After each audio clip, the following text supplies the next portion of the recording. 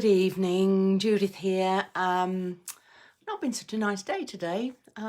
Bit cloudy and yeah, one of those days that is very typical of this country. So how have you been? How have you been today? What have you been doing? I was planning to work today and then my body very clearly said no. So I've listened to it. So yeah, I'm doing a couple of bits now because I really need to get them done and I really want to come in here and to talk to you lovely people. So, but apart from that, I've had a restful day. So I've been talking about the negative emotions that come with being in lockdown and the negative emotions that may be starting to emerge because things are going to change. And we just got settled, for goodness sake, and now things are going to change. And one half of us really wants it to change, but the other half knows it's not going to go back to normal for a long, long time. And so we're a bit apprehensive about what the phase 2, as it's called, apparently, is going to be like. And then all the subsequent phases. What will this mean for us personally? And how do we feel about going out and mixing with people again? And I've talked about some ways of helping yourself by trying to manage your thoughts and therefore managing your feelings. What I wanted to talk to you about today, because it's a grey day and I think we need to lift our spirits a little bit, is gratitude. Now, some of you may have heard about the importance of gratitude, and typically the advice is to think about, at the end of the day, 3 things to be grateful for. Sometimes I ask my clients, for obvious reasons, to think about 3 things to be proud of. So take your pick. 3 positive events in your day. They can be gratitude, they can be things to be proud of, they can be good things that have happened, whatever works for you. But by doing this on a daily basis, we're accustoming our minds to be not just focusing on the negative, which we all have a tendency to do, but deliberately choosing to focus on the positive. And that helps with our general mindset. And you can even do it very quickly. If suddenly a dark thought comes into your head, immediately, or as soon as you can, think of something good, as I say, something to be grateful for, something nice that's happened, something you feel proud of. Maybe just feeling proud of the fact that you have spotted this negative thought and are choosing to change it. So what I'm grateful for from the current situation, from a business perspective, it's enabled me to move forward much more quickly with some plans for getting new services available to my clients. They were planned way back last year and never happened because I was busy with one-to-one clients. And this is one of the issues as a single person company, and particularly I find for therapists. I want to help as many people as possible, but in order to run a business, there are other things to do, and there are only 24 hours in a day and 7 days in a week, and I do want to have a bit of a life as well. So the number of people I can help is limited. So the plan is to get some online programs available that people can just buy and do. Next plan will be for working with groups. This has a couple of advantages, obviously, for potential clients. It's a cheaper option than working with me one-to-one. And also, I think there's a huge benefit. I belong to a coaching group, and there is a huge benefit in being with a group with like-minded objectives, and we can learn from one another. You can often learn as much from one another as you can from the person leading the group. And you see other people make strides, and that for me, I find that motivating, not in a competitive sort of way, but a sort of, oh, okay, I know how much she struggled with that, and now she's doing it, so it's possible. So it, in a sense, gives me hope. And I would hope that in a group setting, seeing people learn to manage their anxiety and to feel better will give everybody else in the group hope. And also, of course, you know, ways of coping that people have found useful, that hopefully they will be happy to share. So, sorry, long answer. First thing I am grateful for about the current situation, it has given me the time to think more clearly about how I want to help more people. It's given me the opportunity to start working on it, and I think for me and for my potential clients in the future, it's made us a lot more comfortable about working remotely. And that obviously means I can help more people because they can be anywhere in the world.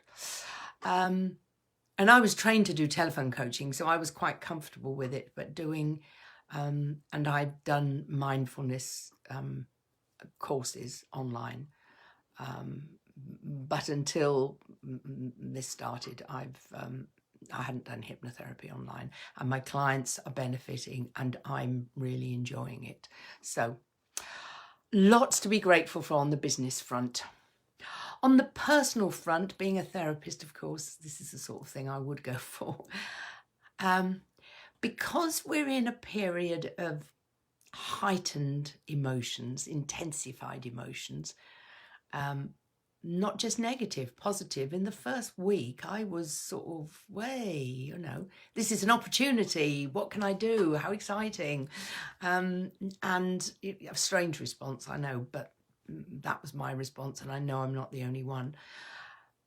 But it has given me the opportunity and the time, I think, to become more aware of what my triggers are, become more aware of what works for me, and what doesn't work, become more aware of the whole, and I'm constantly saying this to clients, but sometimes it's a question of physician heal thyself. You know, we're a system. This thing inside our heads isn't the most important thing, and the body's not just there to carry it around and take it places. We are a whole system. So what is going on in our whole system affects how we are in our whole system. So our mental and emotional state will be affected by the food we eat and our state of health, particularly our state of gut health. There's a lot of work that's been going on about how the state of your gut can affect your mental health, and how there is a direct link from your gut to your brain. And we would like that to be a positive link rather than a negative one. Exercise obviously comes into it, and I think most of us have been going out more because we were told we could and because we're not doing all the usual rushing around that we would normally be doing. Then we're taking the opportunity to go out and get fresh air, and apparently April was the sunniest month since records began, and hopefully we all took advantage of that, and the sunshine will come back. But just getting out in the fresh air, if you're lucky enough, I mean, I do have walk envy at the moment, but I am lucky. I have got some greenery and some fields that I can get into. And, you know, they're not the most exciting fields in the world, but they are green and they have trees and the birds sing and in comparison to many people who were living, you know, in flats and don't have access to any outside space, you know. Again, something to be grateful for, a garden and easy access to green space, even if, you know, I really like a lake or a river, but that's just being greedy, isn't it?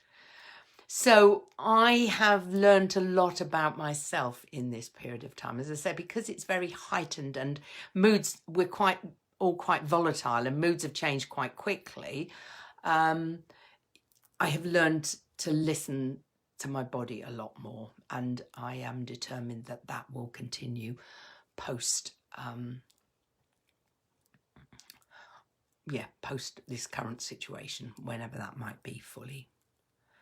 And I also shared a video, I think it was on WhatsApp, that's doing the rounds about nature taking over, you know, elephants and rhinoceroses walking down streets in the middle of towns, etc. And I saw something on the news about, I forget where it was, but, you know, yeah, I do forget where it was, but there's a lake where flamingos come to at this time of year, and there's more than ever, to the point where, you know, the lake has gone pink because it's covered with flamingos. And there's another video doing the rounds about a guy telling his children a story about what it was like after the great virus, and how people learnt lessons and changed their minds. So I am grateful for hope that we will, as individuals and as nations and as a world, learn from this. You know, pollution levels are dropping, infection levels, except maybe for the virus, well, even for that now, are dropping,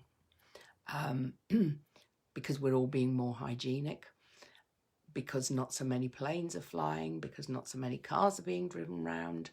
And, you know, the big issue we had in front of us before the virus was the state of the environment, what we've done to it, and are we prepared to do what we need to do to start to repair that damage. And this video with animals walking in towns made me think, well, nature's, you know, well, yeah, if we can manage not to destroy the planet, even if we disappear, everything else will be left. But if we destroy the planet, we take everything with us. And I am just hoping that this period, this stop almost, will make individuals, governments, everybody think the world could be different. More than that, the world has to be different. Otherwise, there won't be a world. I was walking around the fields. This is going back some time. I was walking around the fields and the birds were singing beautifully. And I thought, oh, they're happy because it's spring and the sun's shining. And that's probably all it was. I then got to be quite fanciful. And I was thinking, maybe they're happy that things have got better, that the air's better for them to breathe, that the skies are clearer, that there aren't the cars around, the noise level, which is something that's important for me, the noise level has dropped. And then I got to thinking about the virus, which of course is a perfectly natural thing. And it's doing what we do. It's trying to survive and multiply. And at basic level, we do the same. It's not of itself evil. It's just nature trying to survive. And maybe if you wanted to get really fanciful, it's nature telling us, bringing us up short and saying, stop, look what you've got to lose. Look how it could be different. So I've got awfully philosophical and I didn't really plan to go there, but anyway. So I'm grateful for the time to work on my business. I'm grateful for the time to work on myself. And I'm grateful for the opportunity for us all to think how we're going to change. And it's very easy to feel powerless and think, well, you know, okay, I'll stop throwing away plastic bags, but, you know, that's not going to save the planet. But, you know, if every single person were to make, I don't know, stick with the number 3. If each of us made 3 changes to our lives for the benefit of the planet, that could be quite significant. Okay, I'd really like to know what you're grateful for or what good things are going on in your life. Please comment below. Anybody who watches this video, I'm going to ask you to be accountable for not only doing the 3 things to be grateful for every day. And, some days, because I haven't been doing it, I must admit, mine were quite biggy. But, one of the ones that was going through my mind was, well, I'm learning to crochet, which is something I wanted to do. So they don't have to be huge, life-changing. They can be tiny little things like, I spent half an hour playing mindfully with my 3-year-old and didn't worry about anything else, or whatever. So please share, because that'll give other people ideas of things to be grateful for, and then we can all be grateful for more than 3 things a day, maybe. Anyway, lovely to talk to you, and as always, stay safe, keep well, and I shall see you tomorrow. Bye.